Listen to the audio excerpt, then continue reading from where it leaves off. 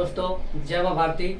आज की वीडियो अपन कक्षा 10 राजस्थान बोर्ड उसका हमारा चैप्टर चल रहा है 3 दो चर वाले रैखिक समीकरण युग्म। और उसकी एक्सरसाइज 3.2 है, वो हमने कंप्लीट पूरी कर ली है। अब हम एक्सरसाइज 3.3 है उसके बारे में पढ़ेंगे।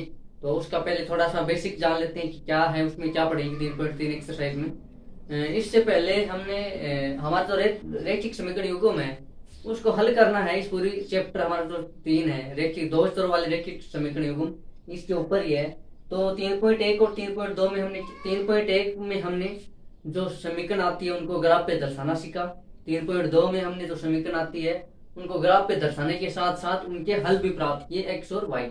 अब कई बार क्या होता है कि कोई समीकरण ऐसे आ जाती है जब हम ग्राफ पे दर्शाने के लिए बिंदु बनाते हैं, जो सारणी बनाते हैं बिंदु सारणी, उसमें कई बार कोई बिंदु पूर्णांक नहीं आ पाते हैं। पूर्णांक का मतलब या तो पॉइंटों में आ जाते हैं या रूट में आ जाते हैं। कौन को दर्शाने में बहुत परेशानी होती है।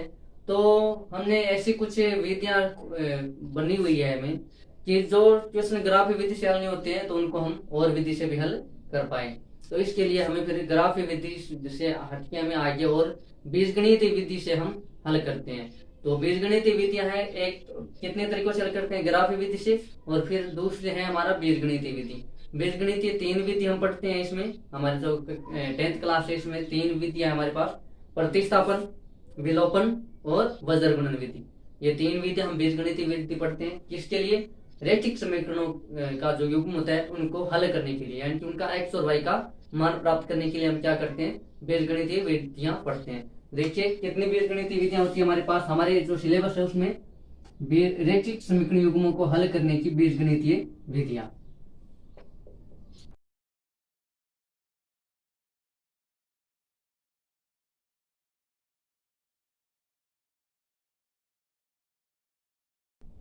रैखिक समीकरणों को हल करने की बीजगणितीय विधियां। तो पहले हम पढ़ेंगे प्रतिस्थापन,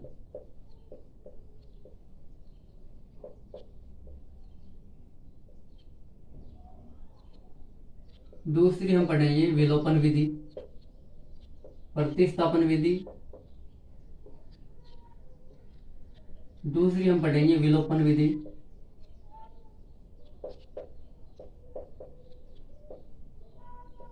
और तीसरी हम पढ़ेंगे वज्रगुणन विधि।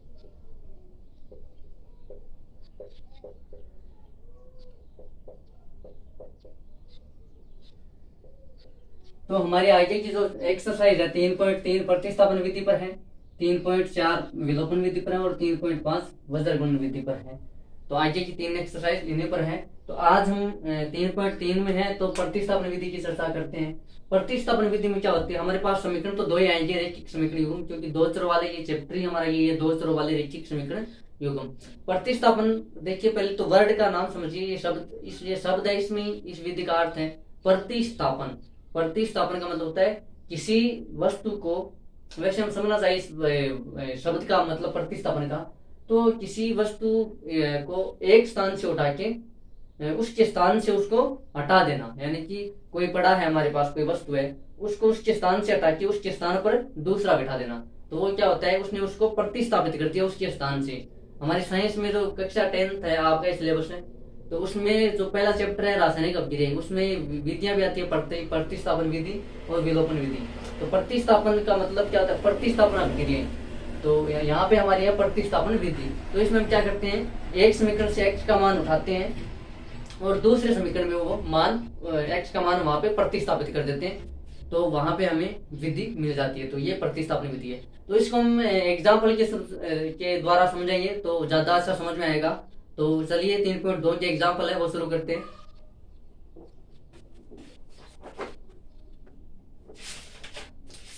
3.3 के हमारे एग्जाम्पल है, एग्जाम्पल नंबर 7, प्रतिस्थापन विधि द्वारा निम्न रैखिक समीकरण युग्मों को हल कीजिए। ये देखिए हमारे को दिया हुआ है कि प्रतिस्थापन विधि है, उसके द्वारा हमें दो रैखिक समीकरण युग्म दिए हुए हैं, उनको हल करना है। तो इनको एक बार मैं हटा देता हूँ। ये 3 विधियां हमको बीजगणितीय विधि बोलते हैं, इनको ये पढ़नी है।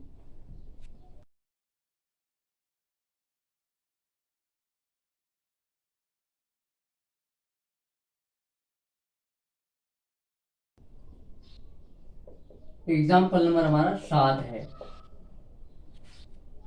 तो दो रैखिक समीकरण युग्म दिए हुए हमारे को, इनको प्रतिस्थापन विधि से हल करना है। तो देखिए पहला रैखिक समीकरण है 7x माइनस 15y बराबर 2, ये समीकरण 1 है। दूसरी समीकरण x प्लस 2y बराबर 3, ये समीकरण 2। ये हमारे पास दो रैखिक समीकरण युग्म है, तो इनको हमें प्रतिस्थापन विधि से हल करना है। अब देखिए इस समीकरण को अच्छे से जो विधि हमारी वो पढ़ते हैं ध्यान से। हम क्या करेंगे, या तो समीकरण 1 से या 2 से, हमारी मर्जी।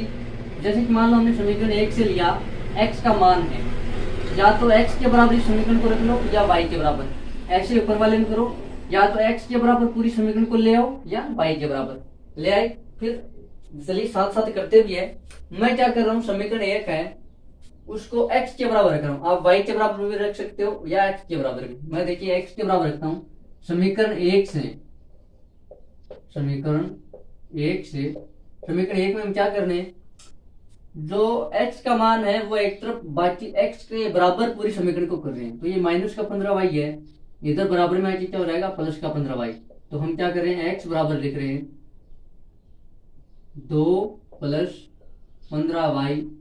ये 7 इधर गुणा में है, तो इधर आके किस में रहेगा, भाग में। ये हमारा x का वैल्यू है वैसे तो, यानी कि यदि हमें y का मान पता चल जाए तो x का मान हमारा आ जाएगा। बाकी सब संख्यात्मक मान है। ये y का जैसे 1 है तो 15 और 2 17, 17/7, इस प्रकार से हमारे को x का मान आ जाएगा।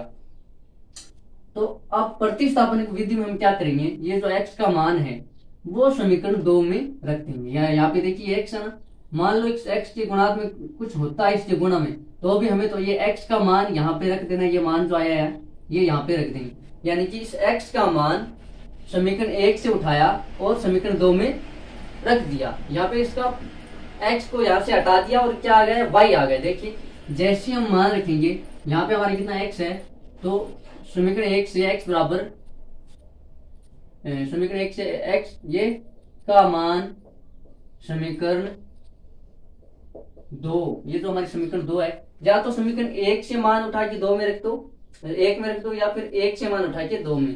तो मैंने 1 से मान उठाया x का, और समीकरण 1 से x बराबर है, ये जो मान आया है का मान समीकरण 2 में प्रतिस्थापित करने पर, प्रतिस्थापित यानी कि रखने पर, या फिर आप ऐसे भी बोल सकते हो रखने पर। तो ये जो x का मान आया है वो इस x के स्थान पर रख देंगे। तो ये x है, ये यहाँ से हट जाएगा। देखिए कैसे हटेगा, ये जो x के स्थान पे हम क्या रख ले, ये x का मान 2 प्लस 15y बटा 7, और ये हमारा x का मान यहाँ पे रख दिया प्लस 2y। अब देखिए इस जो हमारी जो समीकरण 2 में हमने x का मान रखा है, अब इसमें जो x है वो हट गया, x हट गया, x के स्थान पे क्या आ गया, y का पद आ गया। तो इसमें क्या हुआ है, y ने x को हटाया है, प्रतिस्थापित किया उसके स्थान से, इसलिए इसको क्या बोलते हैं, प्रतिस्थापन विधि। तो x का मान समीकरण 2 में रख दिया, ये आ गया हमारे पास, बराबर कितना है 3। अब इसको हम थोड़ा हल कर देंगे। अब देखिए ये 2y है, यहाँ पे हम क्या 1 मान सकते हैं, कोई फर्क नहीं पड़ेगा, 2 वापस 2y में 1 का भाग देंगे। अब यहाँ से हम क्या ले लेंगे, लघुत्तम ले लेंगे। लघुत्तम हमारा कितना आएगा, 7 लघुत्तम आ जाएगा। इसको हल करेंगे तो ये तो यहाँ पे सेम आ जाएगा, 2 प्लस 15y, ये वापस यहाँ पे आ जाएगा। 7 को 1 से गुणा करेंगे तो 7, और सॉरी 7 में 1 का भाग देंगे 7, और 7 को 2 से गुणा करेंगे तो आ जाएगा हमारे पास 14y। इसको हम लघुत्तम को हल करेंगे तो हमारे पास ये आ जाएगा 2 प्लस 15y प्लस 14y बराबर कितना है 3। तो 15y और 14y जुड़ जाएंगे, कितने हो जाएंगे, क्योंकि दोनों क्या है, प्लस के हैं। ये या का चिन्ह है, इस समीकरण को ऐसे लिख सकते हैं, या इसको ऐसे, या देखिए 2 ये तो है ही, ये 15y और 14y जुड़ जाएंगे, और 7 भाग में इधर आके किसमें आ जाएंगे, गुणा में। तो 2 प्लस 15 और 14 हो जाएंगे 29y बराबर 7 को 3 से गुणा करेंगे, ये 7 गुणा 3, ये भाग में इधर आके किसमें रहेगा, गुणा में। अब देखिए ये 2 इधर प्लस में, इधर जाके किसमें रहेगा, माइनस में। इधर क्या बचा, 29y बराबर 7 को 3 से गुणा किया 21, ये 2 प्लस में था, इधर आके किसमें आ रहेगा, माइनस में। 29y बराबर 21 में से 2 गया, कितना बचा 19। 29 इधर क्या है भाग में, गुणा में, इधर आगे क्या आ जाएगा भाग में, तो y का मान आ जाएगा y बराबर 19/29। देखिए यहाँ पे हम ग्राफ की विधि से हम क्या करते थे, x और y का मान निकालते थे। यहाँ पे प्रतिस्थापन विधि से हमें y का मान पता चल गया। अब ये y का मान या तो समीकरण 1 में रख दो 19/29, या समीकरण 2 में रख दो। ये समीकरण 2 आसान है, तो इसमें रखने पर हमें, इसमें जो गणना है वो छोटी हो रहेगी, तो इसमें हमें आसानी से मिल जाएगा। हमारी जो मर्जी y का मान या तो समीकरण x में रखो या समीकरण सॉरी 1 में रखो या 2 में, कोई फर्क नहीं पड़ेगा। ये हमारा y का मान आएगा। अब यहाँ पे हम क्या लिखेंगे, y का मान ये जो हमारे पास आया है 19/29, y का मान समीकरण 1 में रखो या 2 में, तो मैं रख देता हूं 2 में। y का मान रखने पर या प्रतिस्थापित करने पर आपकी जो मर्जी वो लिख सकते हो। समीकरण 2 में प्रतिस्थापित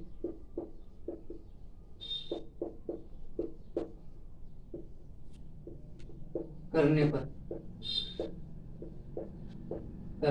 पर अब देखिए x same plus 2 into y का मान हमारे पास कितना है 19/29, तो 19/29 बराबर कितना है 3। अब देखिए x प्लस 19 को 2 से गुणा किया 38, और ये आ गया बट्टे में 29 बराबर 3। 38/29 है, ये इधर प्लस में, इधर आ जाए किसमें आ जाएगा माइनस में, तो x बराबर 3 माइनस 38/29। यहाँ से हम क्या ले लेंगे, लघुत्तम ले लेंगे, और x का मान हमारा आ जाएगा, देखिए संख्यात्मक मान आ गया ना। समीकरण 2 में जैसे y का मान रखा तो यहाँ y हट गया, y के स्थान पर क्या आ गया संख्यात्मक मान आ गया, y हट गया, क्या बचा x, तो y का यहाँ से क्या हो गया प्रतिस्थापन, इसलिए इसको बोलते हैं प्रतिस्थापन। अब देखिए लघुत्तम लेंगे तो कितना आएगा 29 हमारा लघुत्तम हो जाएगा। इसको करेंगे 1 से भाग तो 29, और 29 को 3 से गुणा करेंगे तो कितना आएगा, देखिए 29 को 3 से गुणा किया, 9 को 3 से करेंगे 27, कितना बचा 2, 3 को 2 को से मल्टीप्लाई करेंगे 6 और 2 8, कितना आएगा 87, तो ये आ जाएगा 87 माइनस यहाँ पे 29 को 29 में भाग दिया 1 को 38 से गुणा किया 38, ये आ गया हमारे पास 87 माइनस 38। इसको 87 में से 38 घटाएंगे तो 17 में से 8 गए 9, और यहाँ बचा 7 में से 3 गए 4/29, 49/29, ये x का मान आ गया हमारा। इसको हल करेंगे पॉइंट में आ जाएगा, या फिर इसको यहीं पे भी छोड़ सकते हैं। तो ये हमारा x और y का मान प्राप्त हो गया।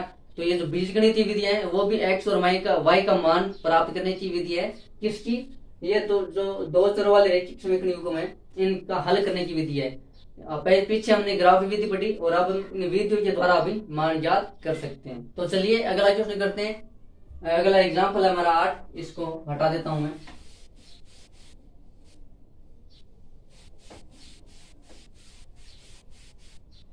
और हाँ, यदि हमें पता करना हो कि जो हमारे x और y के मान जो आए हैं वो सही है या नहीं है, वो कैसे पता करें। तो हमारा देखिए x का मान तो यह है, y का मान हमारा क्या था 19/29। इनको यदि हमें चेक करना हो तो इन समीकरण में जो मान है x और y के वो हम रख सकते हैं। यदि बराबर 3, इधर भी 3 आ जाए तो हमारा जो समीकरण वो क्या है सही है। देखिए इस समीकरण 2 के लिए हम चेक करके देखते हैं x और y का मान जो है वो सही है। दोनों समीकरण में चेक करने की जरूरत नहीं, कोई भी एक समीकरण में हम चेक कर लेंगे, या तो ऊपर वाले में कर लो या नीचे वाले में। तो ये देखिए x का मान हमारे पास कितना है 49/29, एक बार मैं आपको करके बताता हूँ, प्लस 2 इंटू y का मान कितना है 19/29 बराबर कितना है 3। तो यदि ये इधर भी 3 आ गया और इधर भी 3, इसको बोलते हैं समीकरण संतुष्ट हो रही है। इनकी जो x और y के मान हमारे आए हैं ये इस समीकरण को क्या करें संतुष्ट, यानी कि इधर जो बराबर में 3 है वो 3 इसमें आए हैं x और y का मान रखने पर। देखिए 49/29, 2 को 1 से गुणा करेंगे कितना आएगा 38। तो देखिए इसको हल कीजिए लघुत्तम लेके, इसका लघुत्तम आ जाएगा 29, हल करेंगे 49/+38, जैसे आए 29 को 29 में भाग किया 1 को 49 से गुणा किया 50, और इसमें भाग दिया 1, और कितना 19 को 2 से गुणा किया 38 यहाँ ऊपर, और 38 को 1 से गुणा किया 38, ये आएगा। इन दोनों को जोड़ेंगे तो हमारे पास कितना आएगा, देखिए 9 और 8 17, और 4 और 3 7 और 1 8 बटा 29, और 87 में 29 का y कितनी बार जाएगा? 3 बार। ये देखिए इसको, ये जो लघुत्तम था हमारा, इसको हमने हल किया, कितना आया? 87 बटा 29, और बराबर में हमारी कितना चल रहा है? ये समीकरण वाला 3। 87 बटा 29 को जब हम हल करेंगे तो कितना आएगा? 3 बराबर 3। इसका मतलब क्या है? जो x और y के मान है वो इस समीकरण को संतुष्ट कर रहे हैं, तो ये x और y का क्या हो गया? हल। ये हम सत्यापन भी कर सकते हैं, चेक भी कर सकते हैं। वैसे क्वेश्चन में बोलता नहीं है, लेकिन हम करना चाहे तो इस प्रकार से कर सकते हैं। जो x और y के मान आते हैं वो हम समीकरण में वापस से रख के इसको चेक कर सकते हैं कि ये जो x और y के जो मान हमारे पास आए हैं वो समीकरण को संतुष्ट कर रहा है या नहीं। यानी कि इधर जब x और y के मान रखेंगे तो 3 आना चाहिए, ये इधर वाला लेफ्ट हैंड साइड और राइट हैंड साइड दोनों बराबर हो जानी चाहिए। तो ये हमारा है। तो चलिए अगला एग्जांपल करते हैं। एग्जांपल 8 है।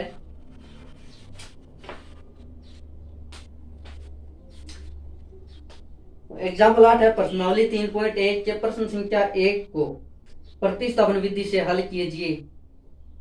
अच्छा, जो हमने 3.1 में जो क्वेश्चन किया था ग्राफी विधि से, उसको बोल रहा है प्रतिस्थापन विधि से हल कीजिए। तो चलिए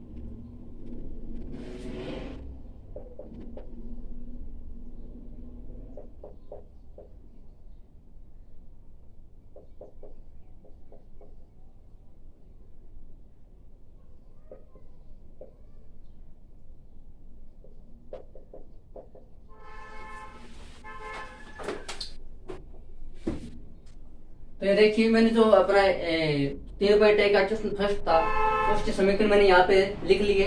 ये बनाई कैसे वो आप 3.1 में आप देख लिया होगा वीडियो, या देख लीजिए जाके। तो ये हमारे पास समीकरण जो 3.1 का क्वेश्चन फर्स्ट था उसकी समीकरण थी, तो उसमें हमने ग्राफ विधि से हल किया था, और यहाँ पे हमको क्या बोल रहा है कि प्रतिस्थापन विधि से हल कीजिए। तो क्या करेंगे प्रतिस्थापन विधि में? या तो समीकरण 1 लीजिए या समीकरण 2, x के बराबर या y के बराबर मान रख लीजिए पूरे समीकरण को। जैसे मान लो ये समीकरण 1 है, जिसको हमने रखा x के बराबर, बाकी सब एक तरफ x, वो x का मान समीकरण 2 में रख देंगे। तो हमारे पास क्या जाएगा? y का मान, और फिर y का मान वापस या तो समीकरण 1 में रख दो या 2 में। ये प्रतिस्थापन विधि है, बिल्कुल सिंपल सी। तो हम क्या करेंगे? समीकरण 1 से x बराबर 42 है, इधर आके माइनस में हो जाएगा, और ये 7y इधर आके प्लस में हो जाएगा। तो 7y माइनस 42, ये हमारे पास आ जाएगी x का मान से x बराबर का मान, ये जो x का मान है का मान समीकरण, अब 1 से यदि x का मान निकाला तो इसमें रखना है 2 में, समीकरण 2 में रखने पर या प्रतिस्थापित करने पर, रखने पर। देखिए समीकरण 1 से x का मान लिया, x को एक तरफ रखा, बाकी को एक तरफ कर दिया, और ये जो x का मान है वो समीकरण 2 में हमें प्रतिस्थापित करना है। तो यहाँ से देखिए x अपने आप हट जाएगा। देखिए कैसे हटेगा? x का मान रखा हमने 7y माइनस 42, x का मान रख दिया, अब माइनस ये पूरा समीकरण 3y माइनस 6 बराबर 0। अब इस पूरी समीकरण में से x क्या हो गया? गायब हो गया, प्रतिस्थापित हो गया, हट गया। उसका क्या हो गया? प्रतिस्थापन। 7y और 3y, ये प्लस का और ये माइनस का तो घट जाएगा, कितना बचेगा? 4y, ये माइनस 42 माइनस 6 जुड़ जाएंगे, कितना हो जाएगा? माइनस का 48 बराबर 0। ये माइनस का 48 इधर आके क्या हो जाएगा? प्लस का, तो 4y बराबर 48। ये 4y के गुणा में है तो इधर आके किस में रहेगा? भाग में, 48/4। इसको जब हम सरल करेंगे 4 एकम 4 और 4 दूनी 8, कितना हो जाएगा? 48 में 4 का y कितनी बार जाएगा? 12 बार। तो y का मान हमारा क्या आ गया? 12। ठीक है, अब ये y का मान समीकरण 1 में रख दो या 2 में। तो समीकरण 2 हमारी आसान सी है, तो इसमें हमारा आसानी से x का मान आ जाएगा। तो y का मान, यहाँ हम या का 3 लगा सकते हैं, जैसे इस समीकरण को ऐसे लिखा, फिर या ऐसे लिख सकते हैं, या ऐसे, और इसलिए हमारे पास y का मान क्या आ गया? इसलिए 12। तो y का मान समीकरण 2 में प्रतिस्थापित करने पर या रखने पर, 2 में रखने पर, तो जब y का मान 2 में रखेंगे तो देखिए x, अब इस बार क्या होगा? y यहां से हट जाएगा समीकरण से, 3 इंटू y का मान हमारे पास कितना है? 12 माइनस 6 बराबर कितना है? 0। अब देखिए यहां से y है ही नहीं समीकरण में, क्योंकि y का हमने मान रख दिया है। तो x माइनस 12 को 3 से करेंगे मल्टीप्लाई तो 36 माइनस 6 बराबर 0। तो x माइनस का 36 और माइनस का 6 कितना हो जाएगा, माइनस का 42 बराबर 0। तो x बराबर ये माइनस का इधर आके किस में हो जाएगा, प्लस में। तो ये हमारा x का मान आ गया, x बराबर 42 और y बराबर कितना है हमारे पास 12। तो ये x और y के हल हमको प्राप्त हो गए।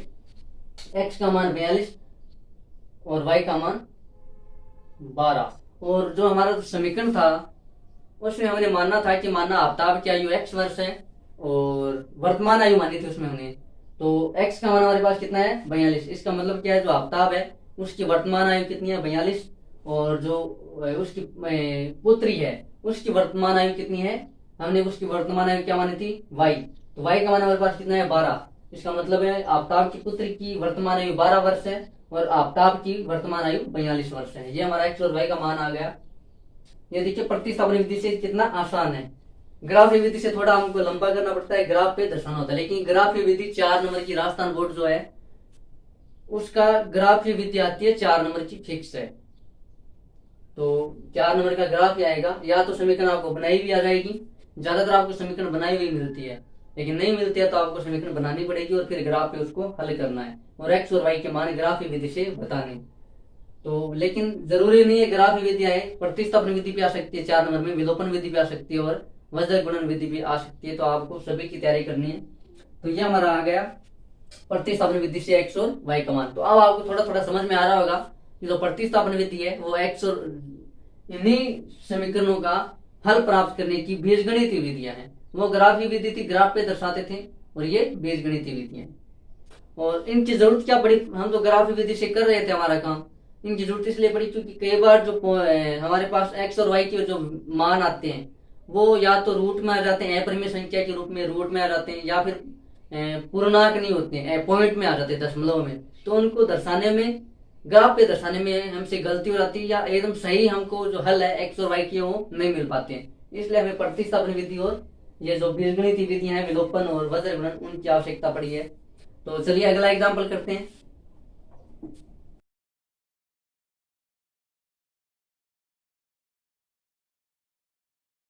एग्जाम्पल नंबर 9 है, आइए अनुच्छेद 3.3 के उदाहरण 2 को लें, अर्थात 2 पेंसिल और 3 रबड़ों का मूल्य 9 है और 4 पेंसिल और 6 रबड़ों का मूल्य 18 है।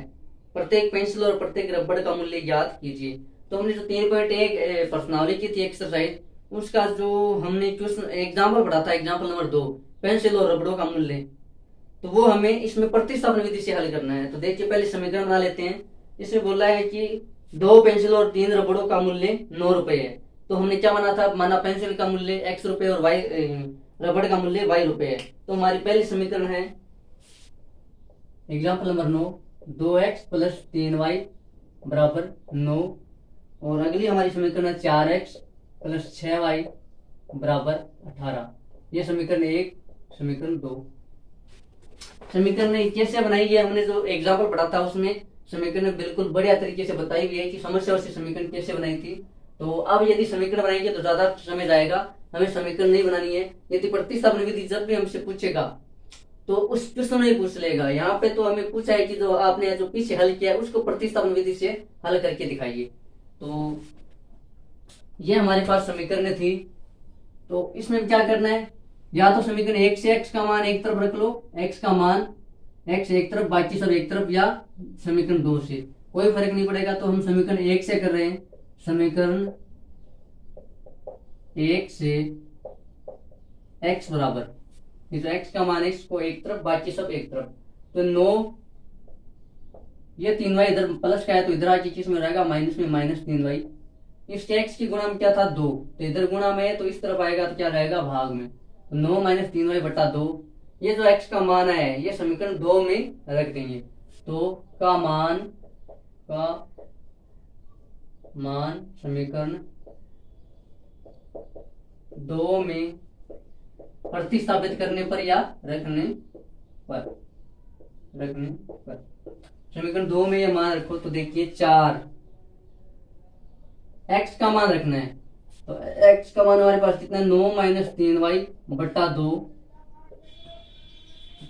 प्लस 6y बराबर 18। तो यहाँ से देखिए y जो x का मान है इस समीकरण से गायब हो गया, x क्या हो गया, प्रतिस्थापित, हट गया। ये 2 है, ये 4 इसको काट देगा 2 बार। तो आप इसको हल करेंगे, बार कितना बचा 2, तो 2 को 9 से गुणा करेंगे तो 18, 2 को 3 से गुणा करेंगे तो 6, तो 18 माइनस 6y प्लस 6y बराबर 18। ये देखिए 6y माइनस का है और प्लस का 6y है, तो y से y कट जाएगा, हमारे पास क्या है 18 बराबर 18 और 18। अब ये कैसे आया हमारे पास, तो y का मान आना चाहिए था। ये इसलिए आया कि हमारा जो एग्जाम्पल 2 था 3.1 में, ये दोनों समीकरण क्या समान ही है। इस समीकरण से जब 2 हम बाहर निकालेंगे, 2 कॉमन लेंगे, तो यहाँ कितना बचेगा 2x, यहाँ कितना बचेगा 3y और यहाँ बचेगा 9।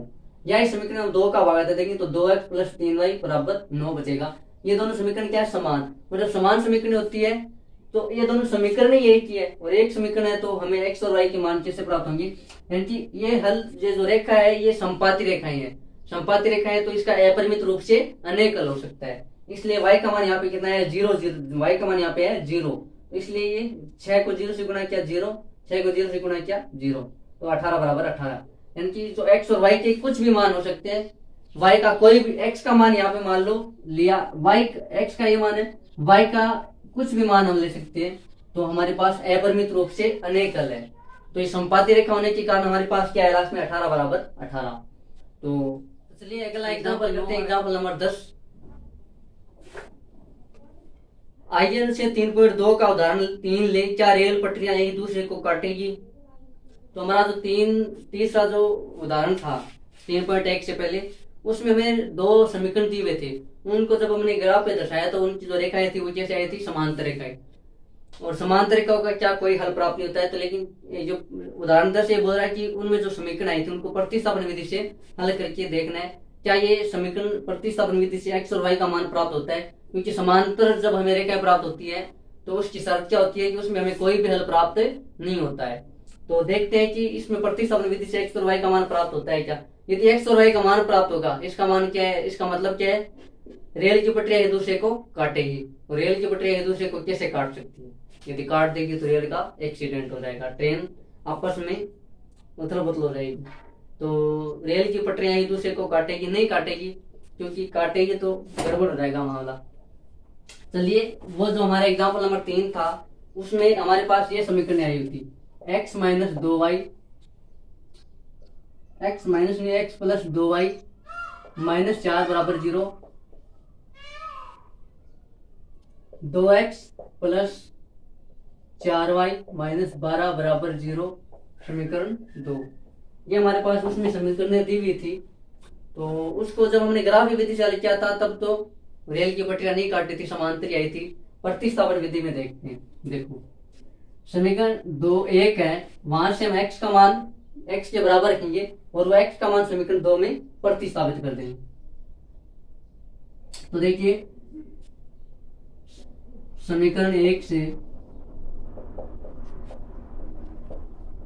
x बराबर, x को बराबर किया तो ये 4 इधर माइनस का इधर आके किस में आ जाएगा प्लस में, ये 2y प्लस में है तो इधर आके किस में आ जाएगा माइनस में। ये x का मान किस में रखना है, x का मान ये वाला समीकरण 2 में रखने पर, समीकरण 2 है ना, ये x के स्थान पर रखने पर, समीकरण 2 में प्रतिस्थापित करने पर या रखने पर, तो रख तो 2 इंटू 2, x का मान हमारे पास कितना है 4 माइनस 2y प्लस 4y समीकरण में है पहले से ही, प्लस माइनस 12 पहले से ही बराबर 0। ये हमारे समीकरण 2। समीकरण 2 को ऐसे ले सकते हैं, या करके 2 को 4 से गुणा किया 8, हल करेंगे इसको, 2 को 2 से गुणा करेंगे 4y, 2 को 2 से गुणा किया 4 और y ये फिर प्लस 4y माइनस 12 बराबर 0। ये माइनस का 4y और ये प्लस का 4y खत्म, कैंसल। 8 माइनस 12 क्या कट जाएगा, चिन्ह किसका आएगा माइनस का, क्या बचेगा माइनस का 4 बराबर 0। ये क्या हुआ माइनस 4 बराबर 0, इम्पोस्ट, माइनस 4 कभी 0 के बराबर हो सकता है क्या, नहीं हो सकता। तो ये लेकिन यहाँ पे ये समीकरण है, ये बोल रही है कि माइनस 4 बराबर आएगा 0 के, जो कि क्या है, संभव नहीं है। यानी कि समीकरण क्या संतुष्ट नहीं हो रहा है। और जब समीकरण संतुष्ट नहीं हो रहा है, यदि यहाँ पे जीरो आ रहा था, जीरो बराबर जीरो, तब क्या समीकरण संतुष्ट, तब हम कहते हैं कि रेल की पटरियां एक दूसरे को काटती है। लेकिन ये समीकरण बोल रहा है कि नहीं, -4 बराबर जीरो, तब हम कहेंगे कि ये समीकरण संतुष्ट नहीं हो रहा है। इसका मतलब क्या है कि रेल की पटरियां एक दूसरे को नहीं काटेगी। क्योंकि हमने जब इसको ग्राफ विधि से हल किया था, तो इन समीकरणों से हमारे पास बिंदु आए थे, उन बिंदुओं को ग्राफ पर दर्शाने पर हमें जो रेखाएं मिली थी वो कैसी मिली थी, समांतर रेखाएं। समांतर रेखाओं का कोई भी हल प्राप्त नहीं होता है एक्स और वाई का, इसलिए यहाँ पे एक्स और वाई का कोई भी मान हमें प्राप्त नहीं होगा। यह समीकरण संतुष्ट नहीं करती है। तो एग्जाम्पल नंबर 10 हमारा कंप्लीट हुआ। अब आपको समझ में आया होगा कि प्रतिस्थापन विधि से हम रेखीय समीकरण युग्मों को कैसे हल करते हैं और एक्स और वाई का मान किस प्रकार निकालते हैं। तो आप 3.3 एक्सरसाइज है, उसकी क्वेश्चन हल करने की ट्राई करना, कोशिश करना। तो हम मिलते हैं 3.3 एक्सरसाइज की वीडियो में। तब तक के लिए जय हिंद, जय भारत, धन्यवाद।